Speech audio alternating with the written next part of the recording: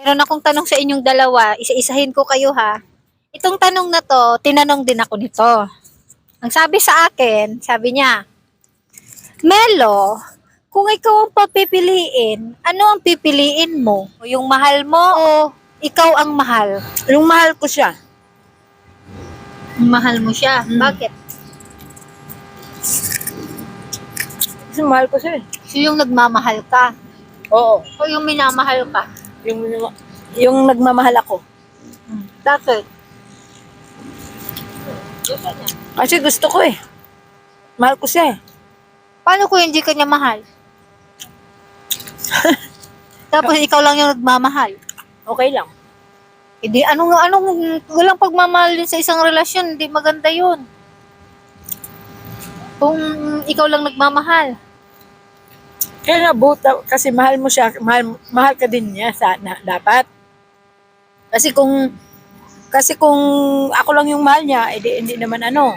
Kung ako lang din nagmamahal sa kanya, pangit din, di ba? Sana both na lang.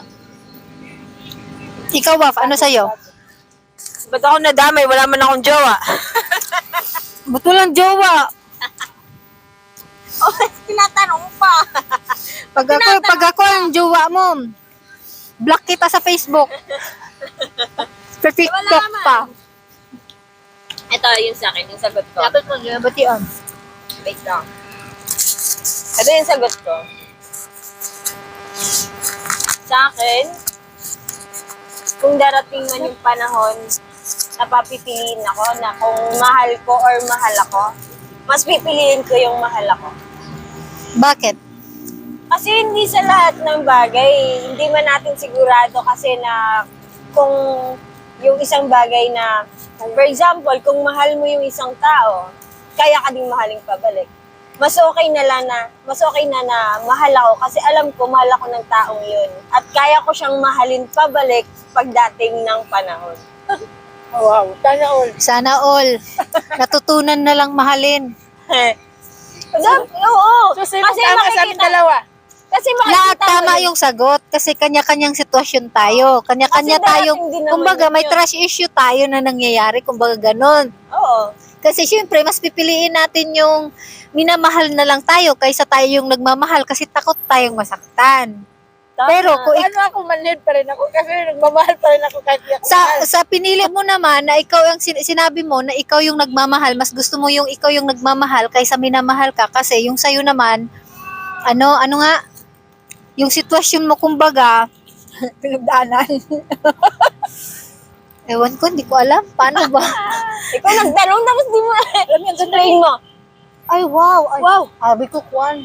Ganyan yung lugar namin sa Mars. Sa akin, yung sagot ko din, Ano? ang sagot ko, ako yung nagmamahal. Parehas tayo. Sabi mo, ikaw yung minamahal eh. Sige, sige. Bakit?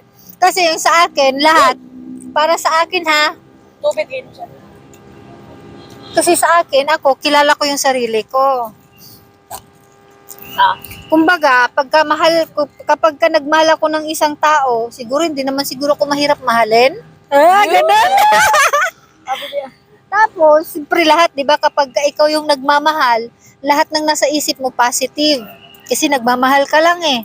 Kumbaga, nagmamahal ka talaga. Parang hindi mo pansin yung mga kung ano-anong mga negative na, mga ano na, di ba? Hindi naman ibig sabihin na ikaw yung mahal, negative yung nasa isip mo. Nasa sayo pa rin din yun. Oo nga, kaso Kasi nga, lang, at least, di ba? ayaw ko yung, Pero mas may, sa akin mas gusto ko yung ako yung mahal kasi alam kong mag-i-effort yung taong yun. Lahat ng bagay, gagawin niya, magpaka-loyal siya, magpaka-faithful siya. Kasi ikaw hindi na-i-effort niya, hindi ka naman. Kaya nga, dun din ako kasi matcha-challenge depende sa tayo sa taong yun. sitwasyon. Depende tayo sa Doon din ako sitwasyon. matcha-challenge sa taong yun. Kasi alam mo, pwede both na lang.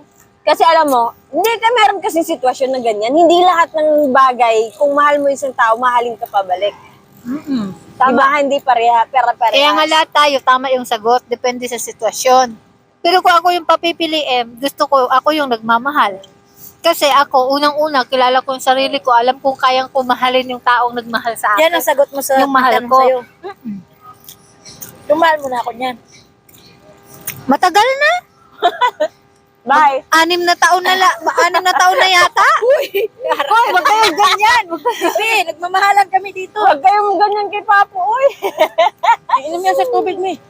Ay, Binigyan ko ayaw niya, bebe. Ay, kay mami, oh. Ice cream ng gusto nila. Ay, mami. Man. Tubig lang. Binigyan kita kanina, ayaw mo. So lahat, walang tamang sagot, walang maling sagot. Ayun na ba? Lahat tama yung sagot kasi Walang depende sa sitwasyon siguro, sa mga naranasan sa paniniwala natin, ganon. Yung naranasan natin sa nakaraan natin. Nakaraan. Ganun. Basta ako ganun.